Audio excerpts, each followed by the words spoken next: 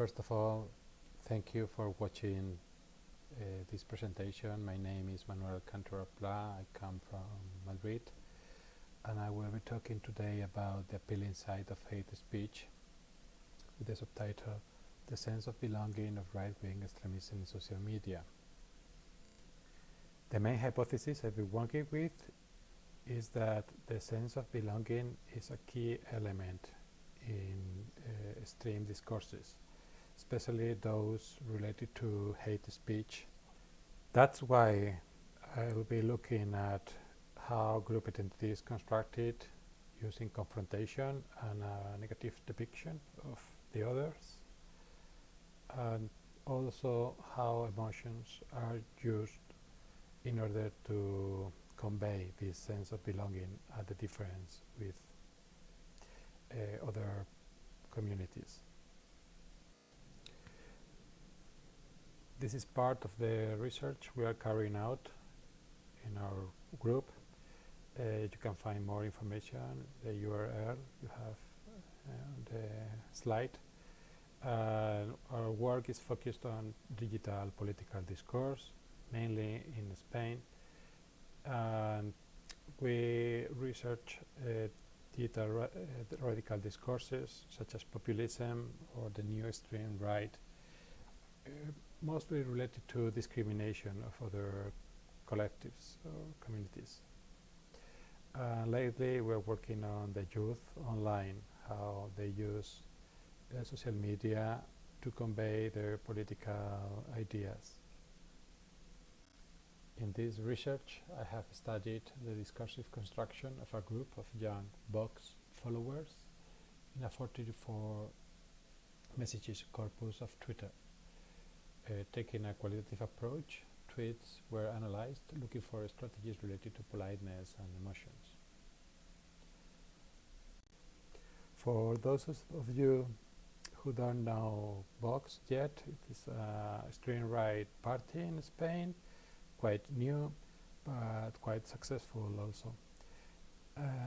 Though these paragraphs have been taken from their website, and they say things like the Vox is the voice of the Spain alive, which is a motto that they use a lot, a movement of extreme need that was born to put institutions at the service of the Spaniards, in contrast to the current model that puts the Spaniard at the service of the politicians.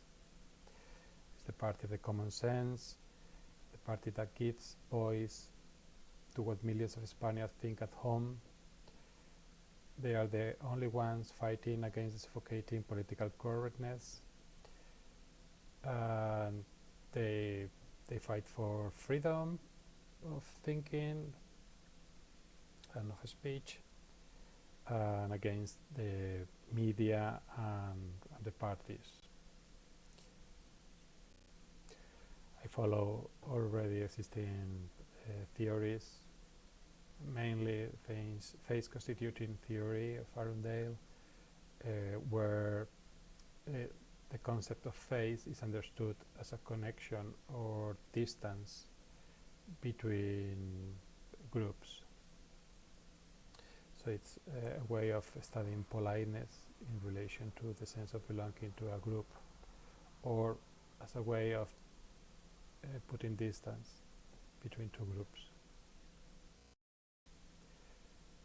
I am following also a quite already traditional approach where the language is understood as having a very important role when establishing and maintaining social relations. As you probably know, distance and solidarity are concepts which have been used in pragmatics at least since the 80s, with works such as those by Brown and Levinson and Leach. I will interpret the distance in terms of sense of belonging to a group, which could be a closer idea to solidarity by Caldry and Hebb. In any case, distance and solidarity have a great impact in interactions and in accepting members as part of a group. There are many studies of impoliteness as a key element in political discourses because it's typical of debates, also of entertainment, and it can even show politics as a spectacle. In our case, however, we will look at it because it's a way of evaluating the others and to put distance between different groups. There is a lot of work in politeness and also in anti-politeness. You can see here are some very well-known classifications of different types of impoliteness that I've been using for categorizing the corpus and analyze the discourse.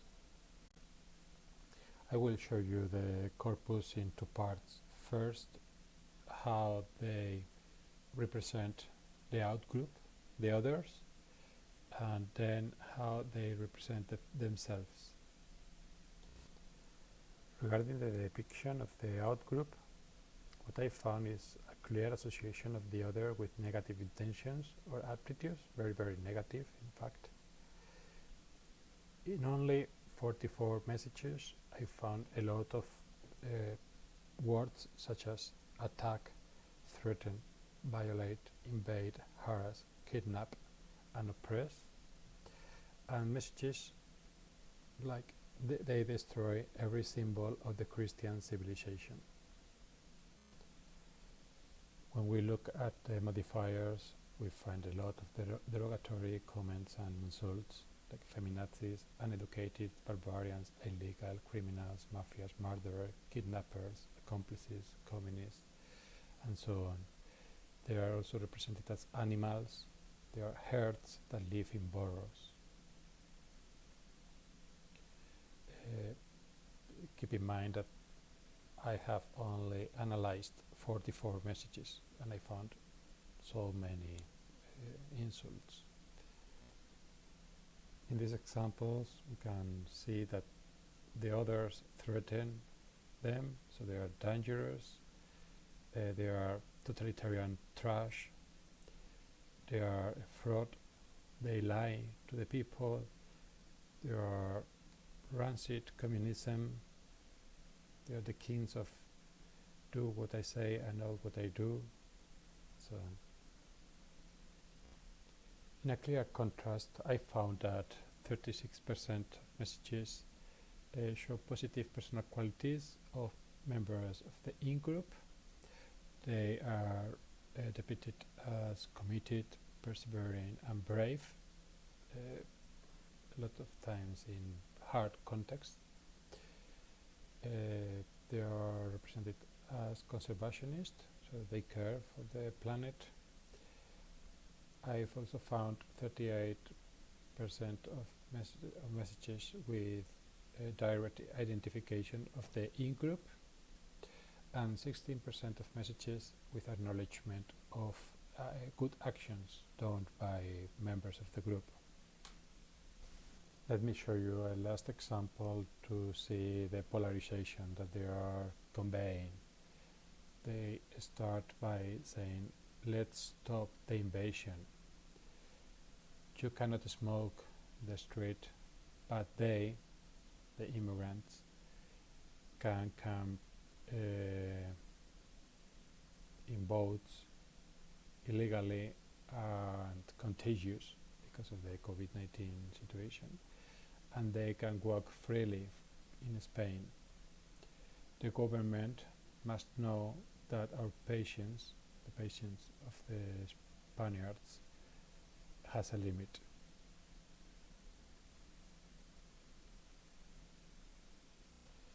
As is clear in the previous examples, emotions play a key role in these discourses. The main emotion is fear.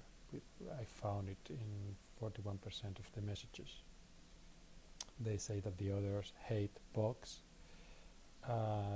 that those others are dangerous and violent. We can see here that there is an accidental fire. They want to destroy everything that symbolizes the Christian civilization. So the barbarians want to destroy our civilization, and you can see here a picture of the fire in Notre Dame.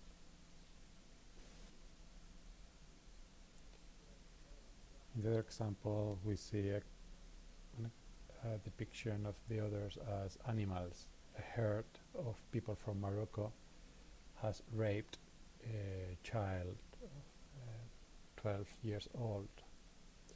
And they say that the left-wing people kneel down before the invaders. Injustice is another very common emotion, of course, felt by us, by the in-group, while hate is felt by the others. Here, for example, with the previous message about a herd of people from Morocco, they claim that the politicians, so that this news does not shock them.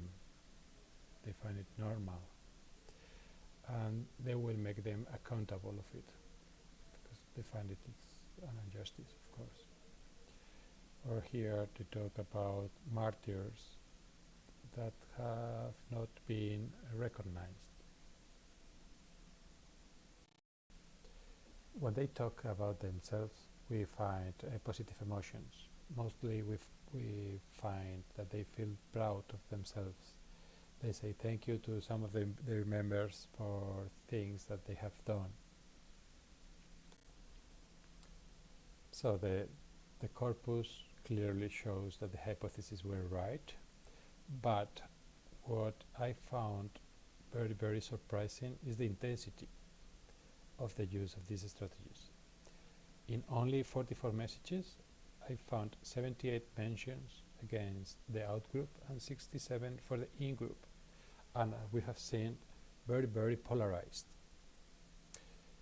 So the conclusion is that the group identity is built on polarity and emotions, and that the hate speech does have an appealing side. So it's being used in order to construct an in-group. So that's all from my side, and thank you for watching.